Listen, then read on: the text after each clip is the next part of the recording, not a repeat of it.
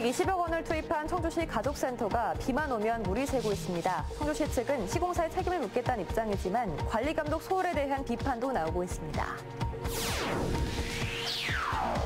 충북의 소아진료 인프라는 전국에서 가장 열악한 상태입니다. 정부가 공공 어린이 전문 진료센터 지정 계획을 밝힌 가운데 충북이 포함될지 관심이 쏠리고 있습니다. 충북 휘발유값이 1,700원을 돌파하면서 전국 최고치를 보이고 있습니다. 유류세 인하 조치가 연장될지 관심이 쏠리고 있습니다. 청주 동물원에 이사온 갈비뼈 사자 바람이가 사자의 위험을 되찾고 있습니다. 바람이 이송 과정과 근황이 영상으로 올라왔는데 반응이 뜨거웠습니다. 안녕하십니까. CJB 8시 뉴스 시작합니다. 문을 연 지 8개월밖에 안 된 청주시 가족센터가 비만 오면 줄줄 물이 새고 있습니다. 도무지 일을 할 수 없을 정도라고 하는데요. 청주시는 시공사의 책임을 묻겠다고 밝혔지만 지을 때 제대로 짓는지 관리 감독을 잘했다면 이런 일은 벌어지지 않았겠죠. 김세희 기자입니다. 창문 틈 사이로 빗물이 계속해서 떨어집니다. 사무실부터 교육실, 식당까지 건물 전체가 비닐로 뒤덮였고 빗물을 받아내기 위한 상자들이 가득 놓여 있습니다. 전기시설들이 밀집된 기계실에도 물이 흘러내리면서 보기에도 위태롭습니다. 지난해 12월 문을 연 청주시 가족센터의 어제와 오늘 상황입니다. 그런데 이런 심각한 누수는 이번이 처음이 아닙니다.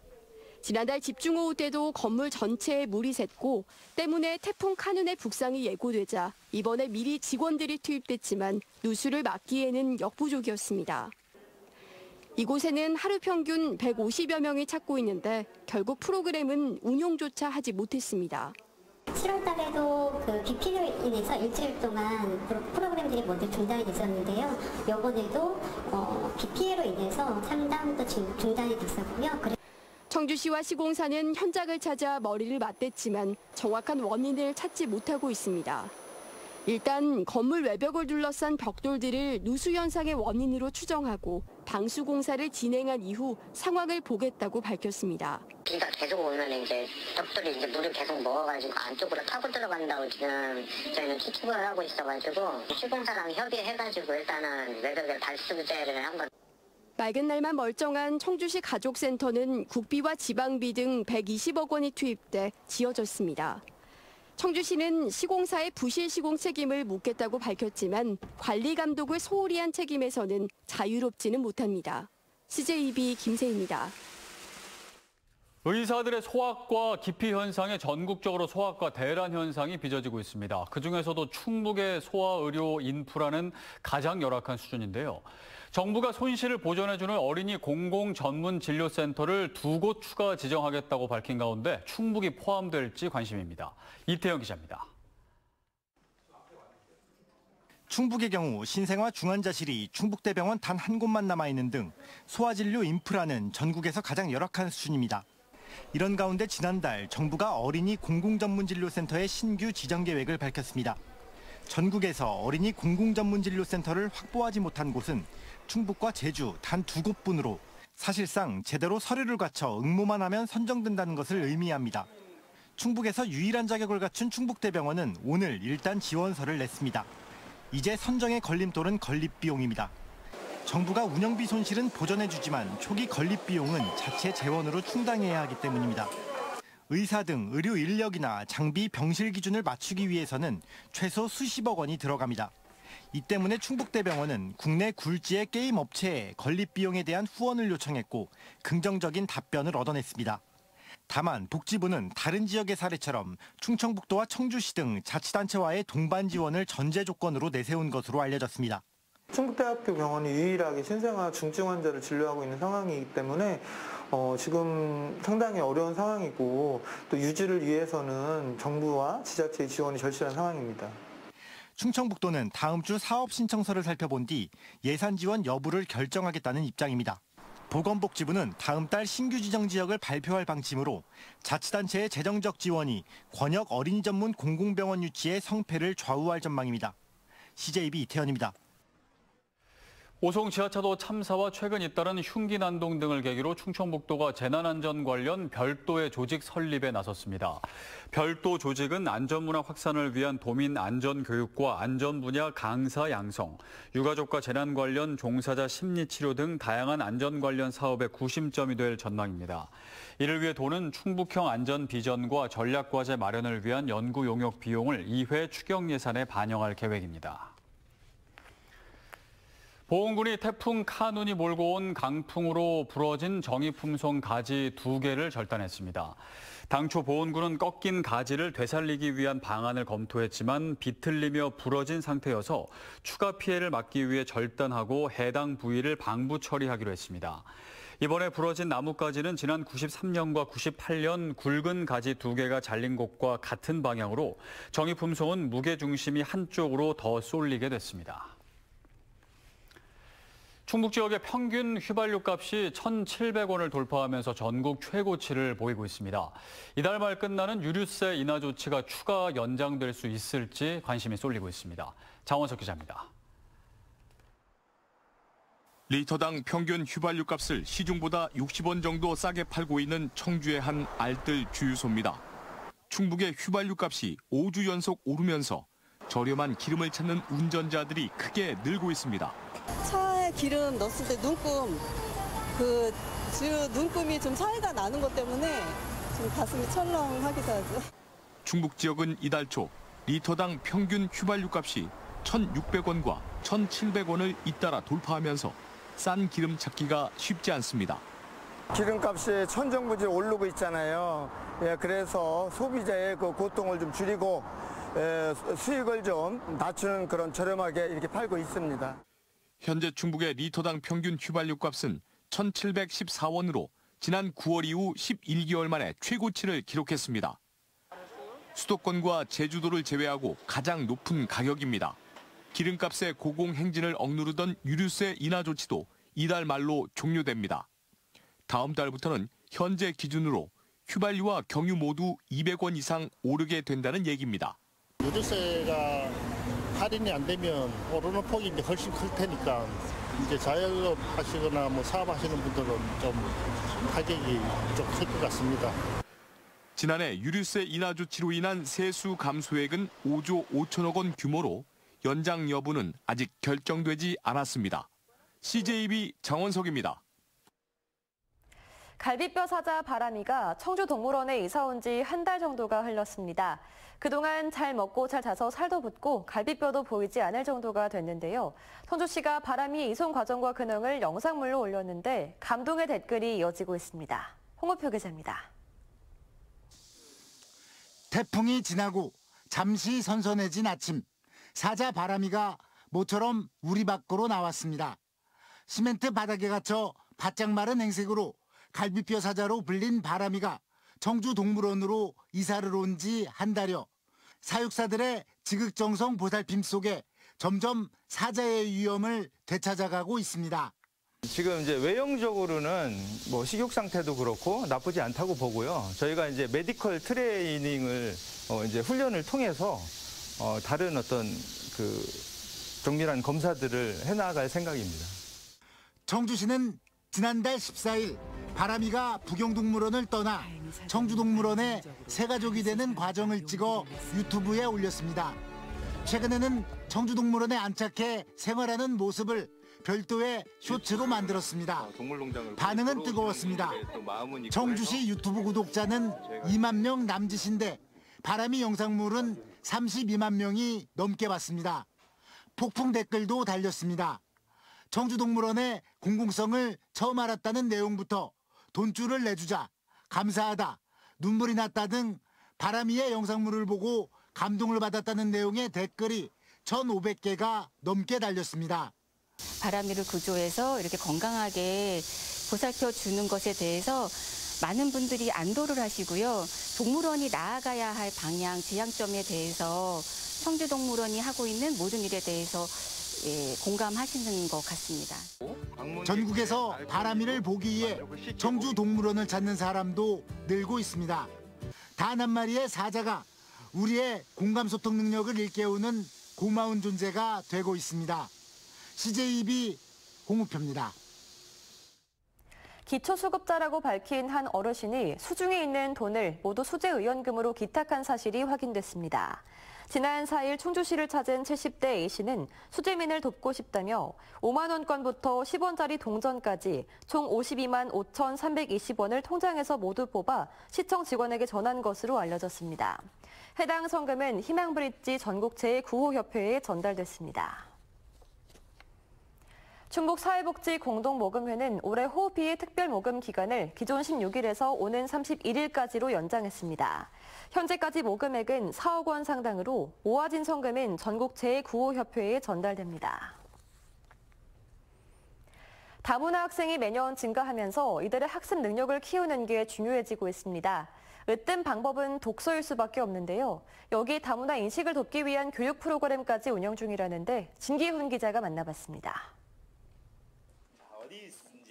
학교 도서관에서 책을 빌리려는 다문화 학생. 동화와 소설, 비문학, 수필 등 도서의 종류를 구분한 말과 분류 번호는 어렵기만 합니다.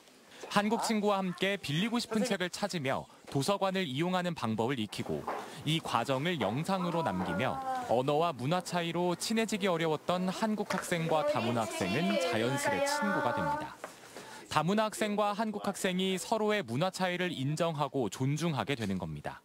가족들도 함께 참여해 문화 다양성에 대한 폭넓은 이해를 돕습니다. У меня сегодня появилась южнокорейская подруга, и теперь мне будет легче поискать книгу в библиотеке. 다문화 학생들의 독서 교육에는 다중언어가 가능한 중학교 선배가 강사로 나섰습니다. 러시아어 자막이 나오는 동화 구연을 듣고 각자 맡은 역할에 맞춰 한국어로 동화를 읽어봅니다. 어려운 한국어에 대해 러시아어가 가능한 선배의 눈높이에 맞춘 설명을 듣다 보니 동화를 완벽하게 이해할 수 있습니다. 후배들이 러시아어도 하면서 한국어를 잘 할 수 있는 그런 저의 역할을 해주고 싶어서 하게 되었어요. 충북교육도서관이 마련한 다문화 독서 프로그램. 독서 활동과 일기 쓰기, 가족 간 활동 등을 통해 다문화 학생들의 문해력 향상과 한국 학생들의 다문화 인식 개선을 꾀하고 있습니다. 러시아권 학생들뿐만 아니라 베트남이나 중국 학생처럼 지금 충북 도내 다문화 학생들이 증가 추세에 있기 때문에 조금 더 좋은 프로그램을 계속 개발해서 운영할 예정입니다. 다문화 학생 수는 매년 증가세를 보이는 만큼 이들의 학습 능력 향상과 안정적 학교 생활을 돕기 위한 다양한 교육 방법 개발이 더욱 필요합니다. CJB 진기훈입니다.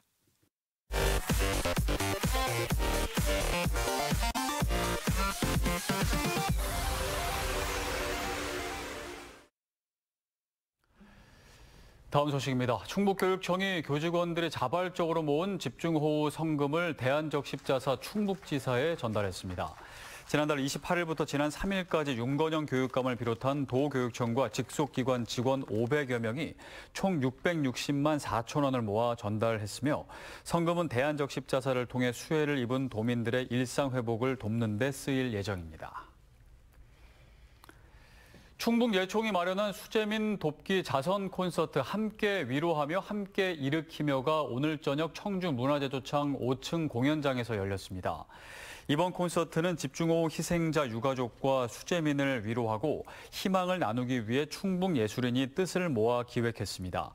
무대에는 트럼펫 연주자 오호준 씨, 신앙송 유명화 씨, 동요 김응철 씨, 첼로 고영철 씨 등이 올랐고 가수 권인아 씨가 특별 출연했습니다.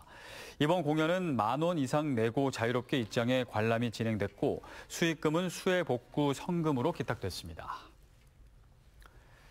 전국 최대 농축산물 축제인 2023 청원생명축제 입장권 예매가 오는 14일부터 시작됩니다. 입장권 가격은 지난해와 동일한 일반권 5,000원으로 농축산물을 구입하는 데 사용할 수 있습니다.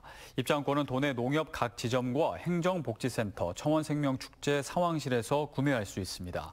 올해 청원생명축제는 오는 10월 6일부터 15일까지 10일간 오창읍 미래지 농촌 테마공원에서 열립니다. 충주시가 다음 달부터 영어와 중국어를 병행 표기한 종량제 봉투를 제작해 공급합니다.